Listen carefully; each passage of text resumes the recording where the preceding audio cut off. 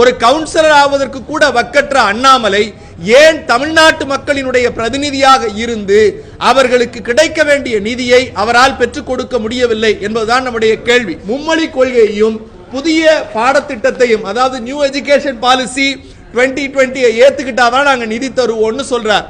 அப்படிப்பட்ட எந்த கண்டிஷனும் இந்த 61 பக்க ஆவணத்தில் இல்லை. எதுவும் அறியாத தற்குறியாகிய ஒரு பாஜகவினுடைய மாநில தலைவர் இங்க இருக்கிறார். எழுத்து வடிவம் கூட இல்லாத ஒரு மொழிக்கு கோடிக்கணக்கான ரூபாயை ஒதுக்கி எங்கள் தாய்மொழியான தமிழ் மொழியை புறக்கணிக்கிற செயலை ஒன்றிய பாஜக அரசு செய்கிறது.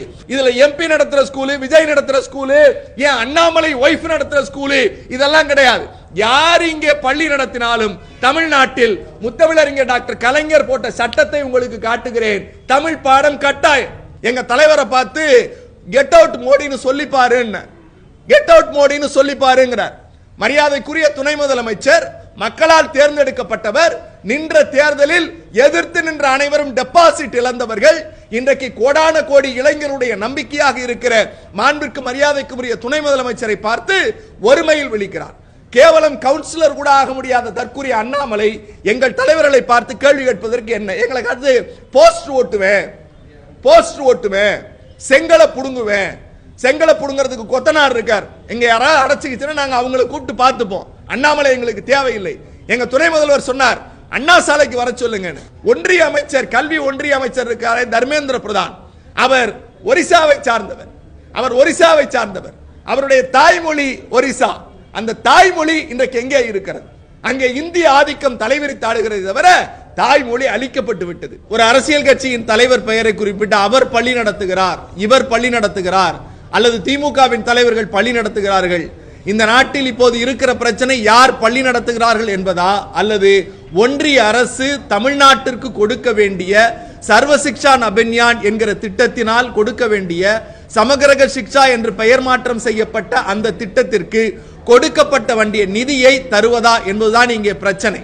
அல்லது யார் பள்ளி நடத்துகிறார்கள் என்பது இங்கே பிரச்சனை அல்ல. நமக்கு உள்ள கேள்வி, கொடுக்க வேண்டிய நிதியை ஏன் மத்திய அரசு, ஒன்றிய அரசு தர மறுக்கிறது? இன்றைக்கு மாநிலத்தில் கட்சி நடத்தி கொண்டு ஒரு கவுன்சிலர் ஆவதற்கு கூட வக்கற்ற அண்ணாமலை ஏன் தமிழ்நாட்டு மக்களினுடைய பிரதிநிதியாக இருந்து அவர்களுக்கு கிடைக்க வேண்டிய நிதியை அவரால் பெற்றுக் கொடுக்க முடியவில்லை என்பதுதான் நம்முடைய கேள்வி. என்னுடைய கையில இருக்கிற ஆவணம், இந்த ஆவணம் தான் சமகிரக சிக்ஷா அபியான் என்று சொல்லக்கூடிய மத்திய அரசிற்கும் மாநில அரசிற்கும் போடப்பட்ட ஒப்பந்தத்தினுடைய ஆவணம். இந்த ஆவணத்தில் 19/1/2024 மத்திய அரசினுடைய செயலர் பிச்வாட் ஷா என்பவர் கையெழுத்திடுகிறார். அந்த அடிப்படையில் இந்த 61 பக்க MOUல 9வது பக்கத்தை தமிழ்நாட்டு மக்களுக்கு காட்ட வேண்டிய சூழலில் நாம் இருக்கிறோம். அந்த அடிப்படையில் தமிழ்நாடு இந்த திட்டத்திற்கு செய்ய வேண்டியவைகள் என்ன அப்படின்னு பார்த்தீங்கன்னா, பினான்சியல் சாங்ஷன் ஃபார் தமிழ்நாடுங்கிற அந்த காலம்ல மாநிலத்திற்கு மத்திய அரசு, ஒன்றிய அரசு கொடுக்க வேண்டிய நிதி என்ன, அந்த நிதியை ஏறக்குறைய 10 ஆண்டுகளாக தொடர்ச்சியாக அதிமுக ஆட்சியில் அவர்களுக்கு கைக்கூலியாக இருந்த அதிமுகவிற்கு கொடுத்து வந்தவர்கள். நாம் திராவிட முன்னேற்ற கழகம், திராவிட மாடல் ஆட்சி வந்ததற்கு பிறகு அந்த திட்டத்திற்கான நிதியை கொஞ்சம் கொஞ்சமாக தடுத்து நிறுத்துகிறார்கள்.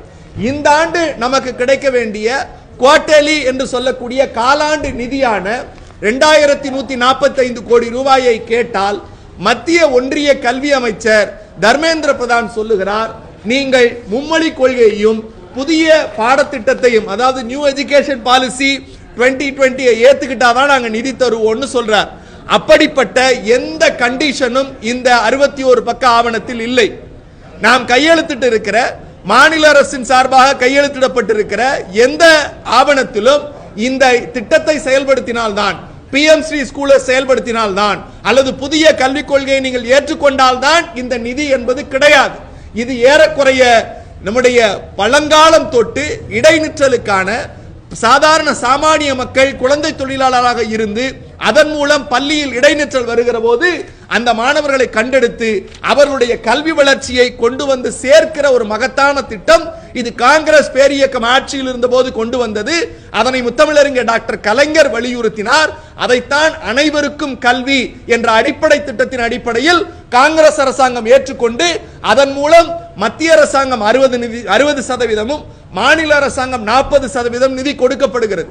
இப்போது எங்களுடைய கேள்வி, நேற்றைக்கு மாண்புமிகு தமிழ்நாட்டினுடைய முதலமைச்சர் திராவிட மாடல் நாயகர் முத்துவேல் கருணாநிதி ஸ்டாலின் அவர்கள் ஒரு கேள்வி வைத்தார். தேசிய பேரிடர் நிதியிலிருந்து ஏன் இந்த ஆண்டு தமிழ்நாட்டிற்கு நிதி கொடுக்கப்படவில்லை? பீகாருக்கு, ஆந்திராவிற்கு, தெலுங்கானாவிற்கு, ஒரிசாவிற்கு போன்ற இடங்களுக்கெல்லாம் கொடுத்திருக்கிற நிதியை ஏன் எங்களுக்கு கொடுக்கவில்லை?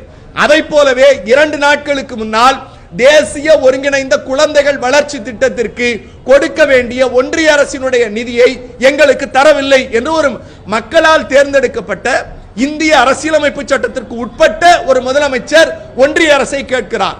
நாங்கள் கேட்பது ஒன்றுதான். தமிழ்நாட்டு மக்களை பாஜகவிற்கு பிடிக்கவில்லை. தமிழ்நாட்டு மக்களை பாஜகவை தொடர்ச்சியாக புறக்கணிக்கிறார்கள் என்கிற காரணத்தினால் ஒன்றியத்தில் இருக்கிற அவருடைய அதிகாரத்தை பயன்படுத்தி ஒட்டுமொத்த நிதியையும் மடைமாற்றம் செய்து கபலீகரம் செய்து எங்கள் மக்களின் உணர்வுகளை மட்டுமல்ல எங்கள் பள்ளி பிள்ளைகளினுடைய கல்வியில் பாஜக அரசு கை வைக்கிறது. அந்த பாஜக அரசினுடைய பிரதிநிதியாக இங்கே இருக்கக்கூடிய ஒரு அமைச்சர் இருக்கிறார்.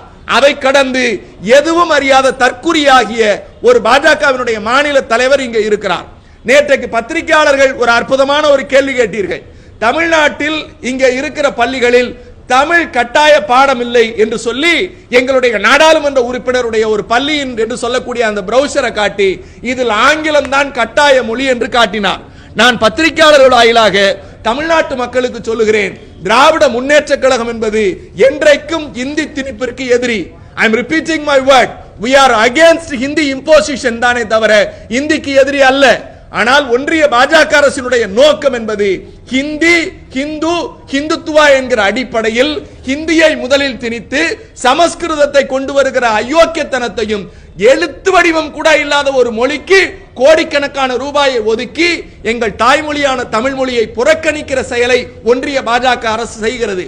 இதையெல்லாம் கணித்துதான் எனக்கு பின்னால் இருக்கிற முத்தமிழறிஞர் டாக்டர் கலைஞர் இருக்கிறாரே, அவருடைய ஆட்சி காலத்தில் போடப்பட்ட சட்டம் 2006ஆம் ஆண்டு முத்தமிழறிஞர் கலைஞர் சொன்னார், தமிழ்நாட்டில் இருக்கக்கூடிய அனைத்து பள்ளிகளும் என்பது அரசு பள்ளிகள் மட்டுமல்ல, மெட்ரிகுலேஷன், சிபிஎஸ்இ, ஐசிஎஸ்இ இப்படி தமிழ்நாட்டில் இருக்கக்கூடிய அனைத்து பள்ளிகளிலும் தமிழ் கட்டாய பாடம். இதுல எம்பி நடத்துற ஸ்கூலு, விஜய் நடத்துற ஸ்கூலு, ஏன் அண்ணாமலை ஒய்ஃப் நடத்துற ஸ்கூலு இதெல்லாம் கிடையாது. யார் இங்கே பள்ளி நடத்தினாலும் தமிழ்நாட்டில் முத்தமிழறிஞர் டாக்டர் கலைஞர் போட்ட சட்டத்தை உங்களுக்கு காட்டுகிறேன். தமிழ் பாடம் கட்டாயம். இந்த அடிப்படை அறிவு கூட 2006ல சட்டம் போட்டோம் சார். இன்னைக்கு 2025. இந்த அடிப்படை தரவு கூட தெரியாம தற்குறித்தனமா உட்கார்ந்துகிட்டு ஆங்கில பாடம் கட்டாயம், தமிழ் பாடம் கட்டாயம் இல்லைன்னு கேள்வி கேட்கிறார். நான் இன்னொரு விஷயத்தை சொல்றேன். இந்த சட்டத்தை எதிர்த்தது முதல்ல யார் தெரியுமா? ஒன்றிய அரசு கல்வி நிறுவனங்கள். அதாவது பாஜக இன்றைக்கு பொறுப்பில் இருக்கக்கூடிய அந்த கல்வி நிறுவனங்கள் தான் இதை எதிர்த்தாங்க. இந்த சட்டத்தை எதிர்த்து தமிழ்நாட்டில இருந்து கேஸ் போட்ட ஸ்கூல் எதுன்னு கூகுள்ல போய் அண்ணாமலை பார்க்க சொல்லுங்க. அப்படி பார்த்தா ஒரு வித்யாசிரமம் தெரியும். அந்த வித்யாசிரமம் யார் பின்னணியில இயங்குறதுங்கிறது தெரியும். உச்சநீதிமன்றம் சொன்னது, தமிழ்நாட்டில் 2006 முத்தமிழறிஞர் டாக்டர் கலைஞர் அவர்கள் கொண்டு வந்த சட்டம் செல்லும் அப்படின்னு ஒரு தீர்ப்பு கொடுத்திருக்கு. அப்ப அந்த தீர்ப்பின் அடிப்படையில் தமிழ்நாட்டின் எல்லா பள்ளிகளிலும் in all curriculum, ICSE, CBSE, matriculation, அரசு பள்ளியில் படிக்கிற மாணவர்கள் எல்லோருக்கும் தமிழ் கட்டாயம் சார். இந்த குறைந்தபட்ச அறிவாவது அந்த தற்குறி தலைவர் அண்ணாமலைக்கு இருக்கிறதா என்பது என்னுடைய கேள்வி. இப்படி எல்லாற்றையும் பொய்யா மறைச்சி மக்கள் மத்தியில இப்ப இருக்கிற பிரச்சனை என்பது மொழிக் கொள்கையா? மொழிக் கொள்கையினுடைய பிரச்சனையில உங்களுடைய மும்மொழி கொள்கை திட்டம் என்ன? நான் புதிய கல்விக் கொள்கையை பத்தி 1 மணி நேரம் பேசலாம். புதிய கல்விக் கொள்கையினுடைய அந்த 27வது பக்கத்துல 4வது பாரா 4.13 and 4.14 தெளிவா சொல்லுது. 3 மொழி நடத்தப்படும். 2 மொழி இந்திய மொழி, வேறு நாட்டின் மொழி ஒன்று இருக்கலாம். ஆனால் அந்த எல்லாத்தையும் சொல்லிட்டு டேர்ம்ஸ் அண்ட் கண்டிஷன்ல கடைசியா சமஸ்கிருதம் ஒரு மொழியாக இருக்கும். இதுதான் ஆரிய தந்திரம். இதுதான் பூனைக்குட்டியை வெளியே வருவதற்கான சூழ்ச்சி, நீட்சி. கேட்டா உங்க பிள்ளைங்களா இந்தி படிக்குது, எங்க பிள்ளைங்க இந்தி படிக்கலங்கிறார். நான் அண்ணாமலைக்கு சொல்லுகிறேன், இங்க யாரும் இந்திக்கு எதிரி இல்லை. நாங்கள் தொடர்ச்சியாக சொல்லுகிறோம், சட்டப்பூர்வமாக எங்களுக்கு கிடைக்க வேண்டிய உரிமையை ஒன்றிய பாஜக அரசு தடுக்கிறது. அதை தட்டி கேட்பதற்கு தகுதி இல்லாத இங்கே உட்கார்